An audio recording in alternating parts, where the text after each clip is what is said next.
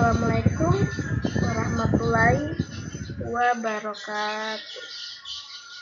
Perkenalkan, nama saya Naila Rodatujana, NIM 2501304147. Nama tugas saya Ilmu Pengantar Ekonomi, dan nama dosen saya Ibu Andini Nur Hajra.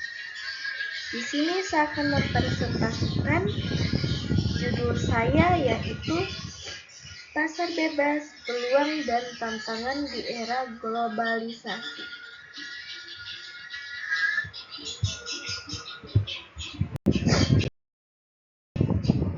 Di sini kita sudah masuk ke slide kedua, yaitu apa itu pasar bebas. Pasar bebas ada 3, yaitu kita bisa lihat di sini ada perdagangan tanpa campur tangan, yang kedua kebebasan pelaku usaha, dan yang ketiga transaksi antara negara. Yang pertama perdagangan tanpa campur tangan, yaitu sistem ekonomi di mana pertukaran barang dan jasa terjadi tanpa hambatan atau intervensi signifikan dari pemerintah.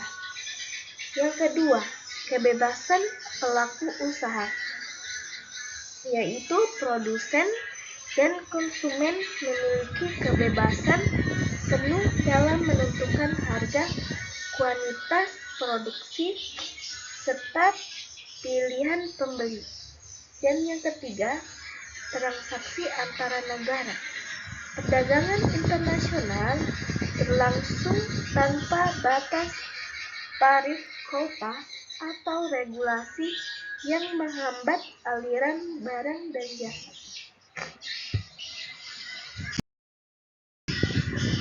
Di sini kita sudah masuk ke slide ketiga, yaitu pendapat para ahli. Di sini ada 3 para ahli kita, yaitu ada Adam Smith, ada David Ricardo, dan ada Milton Friedman. Adam Smith, pasar bebas memberikan kebebasan individu untuk perdagangan tanpa intervensi pemerintah, didorong oleh tangan tak terlihat yang mengaruh pada kesejahteraan bersama. Yang kedua, David Ricardo, perdagangan antara negara harus berjalan tanpa hambatan pemerintah, memungkinkan setiap negara fokus pada keunggulan komparatifnya.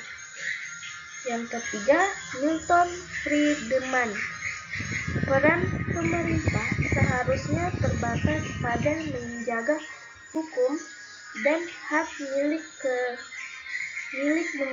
memberikan pasar beroperasi secara efisien dan kemakmuran. Itu pendapatan para ahli kita.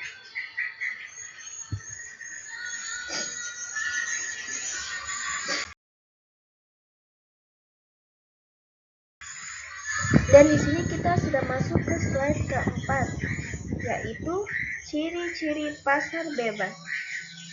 Di sini ada 4 ciri-ciri pasar bebas. Kita bisa lihat sendiri ciri-ciri pasar bebas, yaitu pertama, kepemilikan sumber daya. Semua pihak bebas memiliki dan mengatur sumber daya produksi, memungkinkan inovasi dan efisiensi. Dan kedua, persaingan intens. Terdapat persaingan ketat antara perusahaan untuk meraih pangsa pasar, dan keuntungan mendorong kualitas harga kompetitif. Ketiga, intervensi minimal pemerintah. Campur tangan pemerintah sangat dibatasi atau bahkan tidak ada sama sekali mendukung mekanisme pasar mandiri. Keempat, penentuan harga bebas. Produsen bebas menentukan harga jual produk dan target pasar sesuai dan pemerintah dan penawaran. Itulah ciri-ciri pasar bebas kita, dan di sini kita bisa memahami dan bisa kita lihat sendiri.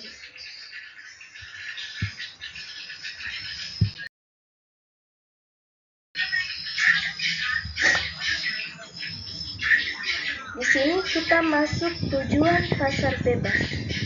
Tujuan pasar bebas itu kita bisa lihat sendiri, dan di samping kita ada sebuah peta, yaitu kita lihat sendiri ada laut dan ada orang membuat bangunan tinggi dan peta dunia.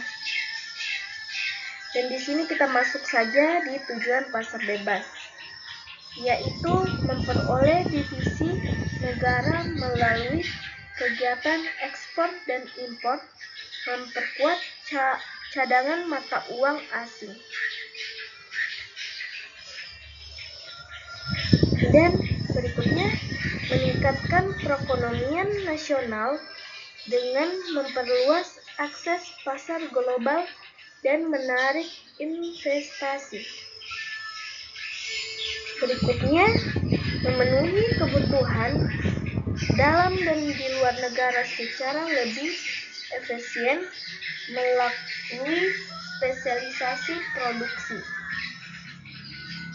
Dan yang terakhir, mendorong transfer teknologi antara negara, mempercepat inovasi dan pembangunan industri. Dan di sini kita bisa lihat tujuan pasar bebas.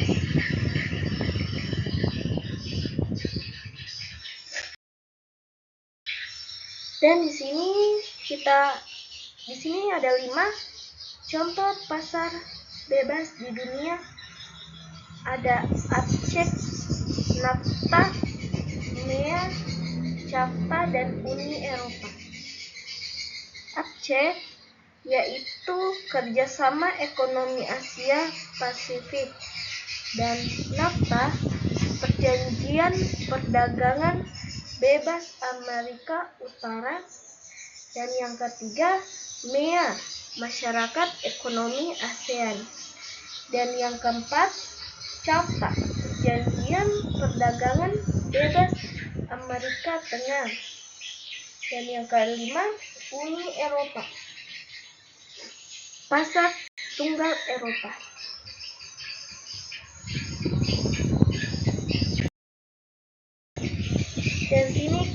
Dan di sini kita memasuki slide ke-8, yaitu dampak positif pasar bebas bagi Indonesia.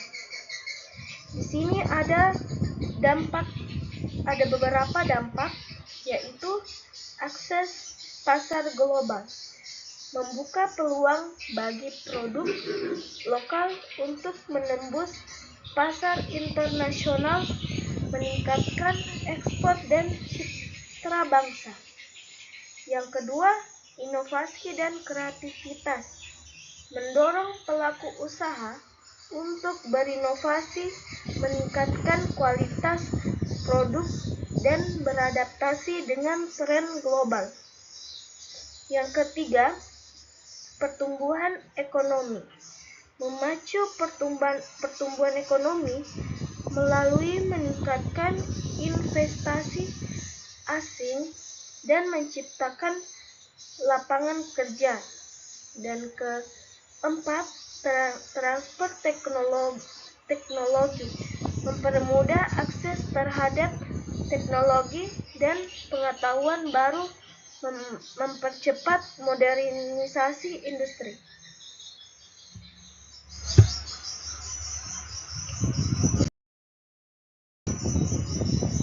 Dan di sini kita masuk ke slide ke-8, yaitu dampak negatif pasar bebas bagi Indonesia.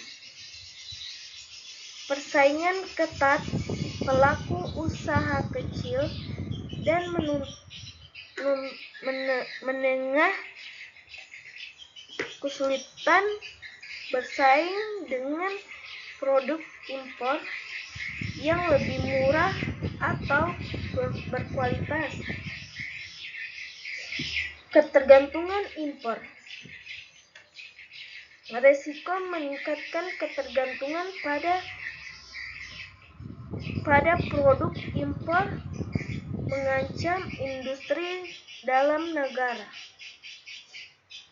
Yang ketiga, potensi pengangguran, efisiensi dan otomatisasi dapat mengurangi kebutuhan tenaga kerja.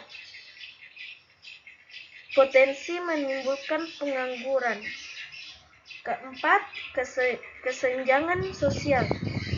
Pembagian kelas ekonomi yang semakin jelas dapat memperlebar kesenjangan sosial.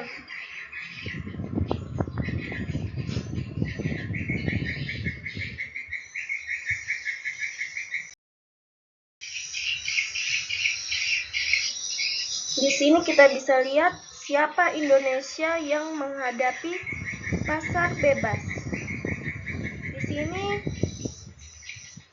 ada 3, yaitu tantangan yang harus diatasi, mentalitas pengusaha di Indonesia masih perlu ditingkatkan dengan hanya sekitar 7% generasi muda yang memiliki jiwa wirausaha. Kesiapan ini menjadi krusial untuk bersaing di kancah global. Yang kedua, reformasi pendidikan. Penting untuk melakukan reformasi pendidikan yang berorientasi pada pembentukan jiwa kewirausahaan sejak dini, membekali generasi muda dengan keterampilan dan mentalitas adaptif. Ketiga, penguatan SDM dan teknologi. Penguatan sumber daya manusia melalui pelatihan berkelanjutan dan adopsi teknologi terkini adalah kunci utama untuk meningkatkan daya saing di pasar bebas.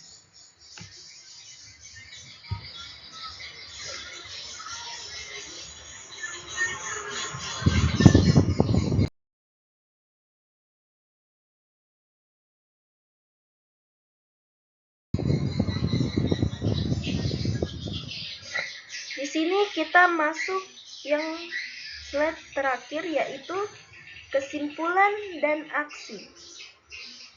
Peluang dan tantangan.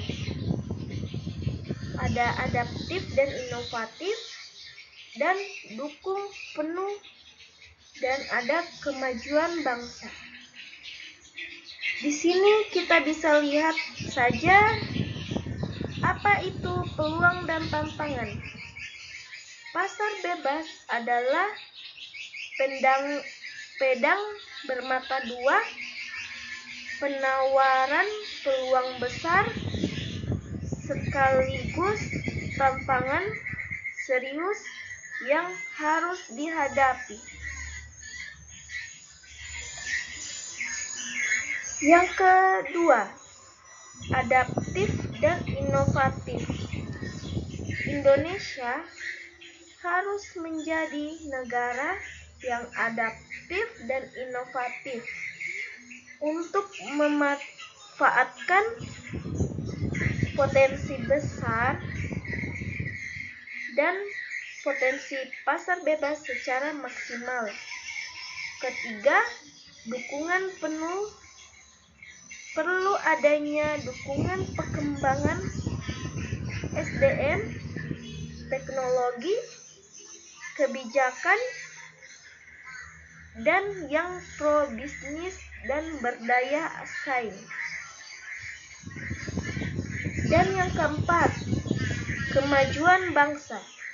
Mari jadikan pasar bebas sebagai batu loncatan untuk kemajuan bangsa Indonesia di panggung global. Sekian dari presentasi saya. Apabila ada kesalahan pada saat membaca, dan mohon maaf kalau ada yang salah sedikit. Sekian dari presentasi saya. Assalamualaikum warahmatullahi wabarakatuh.